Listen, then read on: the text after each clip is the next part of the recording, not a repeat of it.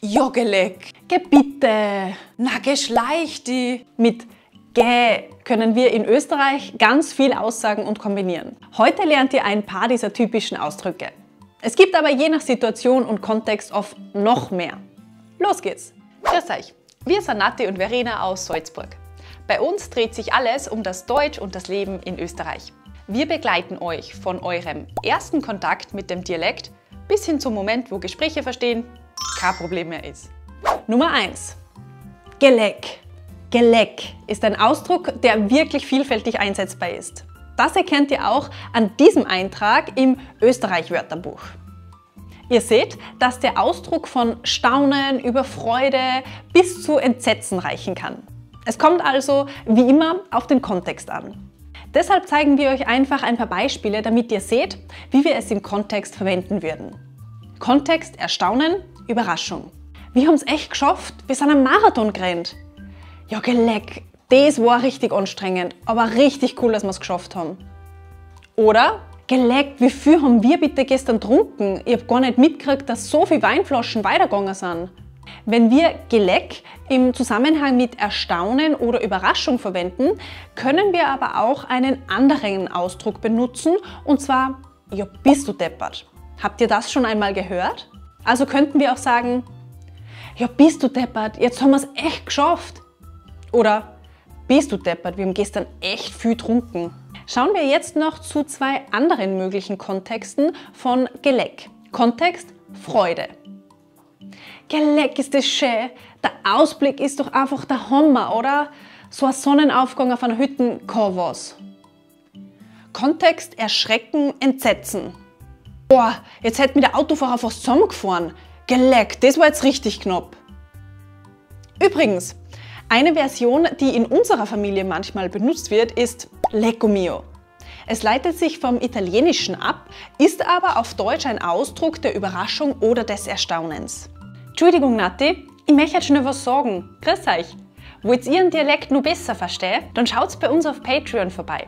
Da findest du zu jedem neuen Video ein PDF-Transkript und eine Audiodatei, das euch beides runterladen könnt. Und ihr unterstützt dabei nur unsere Arbeit. Das würde uns voll freuen. Nummer 2. Gebitte. Gebitte ist auch ein wirklich nützlicher und typischer Ausdruck. Er meint nicht wörtlich die Aufforderung geh bitte, also beweg dich fort, sondern etwas anderes.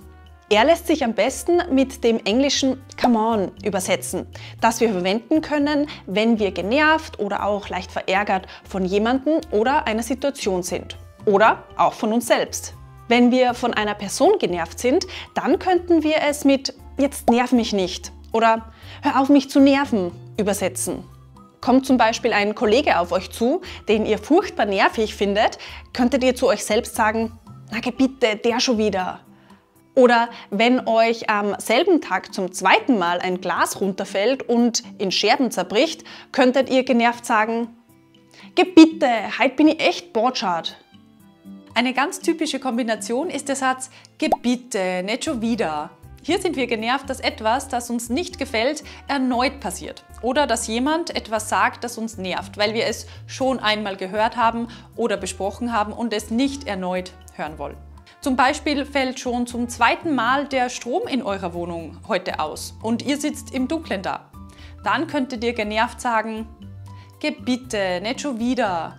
Oder euer Partner oder eure Partnerin bringt erneut ein Thema zur Sprache, über das ihr schon häufig diskutiert habt, aber keine Lösung gefunden habt. Wenn ihr in diesem Moment dann einfach überhaupt nicht darüber sprechen möchtet und genervt darüber seid, könntet ihr sagen, geh bitte, nicht schon wieder das Thema, das haben wir schon 1000-mal besprochen. Wir können aber natürlich auch immer die Phrase nicht schon wieder einfach weglassen und in dieser Situation zum Beispiel nur sagen, geh bitte, hör mal auf mit dem. Na geh bitte, gib eine Ruhe mit dem. Es gibt aber noch ganz viele andere typische Kombinationen mit geh bitte. Wenn ihr zum Beispiel noch deutlicher sagen wollt, dass ihr von einer Person genervt seid, könnt ihr sagen, geh bitte, geh mir nicht am Arsch. Das ist aber natürlich sehr unhöflich. Vor geh bitte fügen wir auch oft kurze Wörter hinzu, wie zum Beispiel ma oder na. Also na geh bitte oder ma geh bitte. dann könnte die Bedeutung auch starke Verärgerung oder starke Frustration ausdrücken. Stellt euch vor, eure Lieblingsfußballmannschaft ist kurz davor, ein Tor zu schießen und dann trifft der Spieler nur den Torpfosten. In diesem Moment ärgert ihr euch sehr stark und seid frustriert, dass es kein Tor geworden ist. Und könntet sagen, na geh bitte, wie kann man das verschießen? Übrigens, den wirklich vielfältigen Ausdruck agä haben wir euch schon in diesem Video genauer erklärt. Schaut euch das unbedingt an. Schauen wir jetzt noch zu unserem letzten Beispiel. Nummer 3. Na geh Schleichti. Schleichti ist im bayerischen Sprachraum ein typischer Ausdruck für verpiss dich.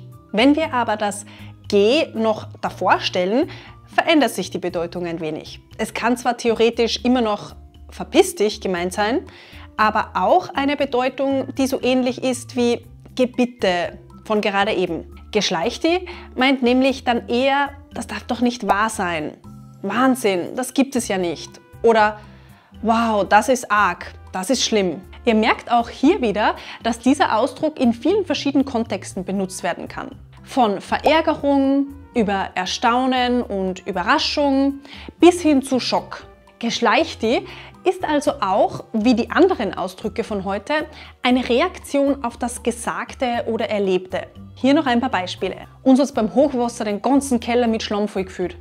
Wir haben alles weghauen müssen und monatelang nur einen dreckigen und feuchten Keller gehabt. Na Geschleichti, man, das tut mir voll leid. Hier meint es Schock über eine schlimme Nachricht. Na Geschleichti, jetzt fällt der Zug schon zum 3. Mal in der Woche aus. Jedes Mal das gleiche Chaos. Hier meint der Ausdruck so viel wie, das darf doch nicht wahr sein. Wir sind über den Zugausfall also sehr verärgert. Boah, heute hat es den ganzen Tag nur geschnien. Es hat so viel hergehauen, dass das ganze Tal stundenlang nicht erreichbar war. Na Geschleichti, echt? Aber euch geht's gut, oder? Hier könnte es zwar auch Schock bedeuten, aber da es sich um keine ganz furchtbare Situation handelt, passt es hier besser, wenn wir es mit Erstaunen oder Überraschung definieren. Wir möchten damit so viel ausdrücken wie Wahnsinn, das gibt es ja nicht, dass die Schneefälle eine Talsperre verursacht haben. Erinnert euch aber bitte, dass all diese Ausdrücke von heute meistens noch viele andere Kombinationen und Bedeutungen haben können, je nach Situation und Kontext. Wenn euch jetzt noch typische Beispiele einfallen oder ihr auch vielleicht einen Satz mit gä im Alltag gehört habt, schreibt uns sie gleich unten in die Kommentare. So, wir schleichen uns jetzt aber auch. Wie immer sagen wir danke, dass ihr dabei wart. Wir sehen uns nächsten Samstag wieder für ein neues Video. Bis dahin, nicht vergessen, gemeinsam auch Deutsch und Dialekt in Österreich. Doppelt so viel Spaß!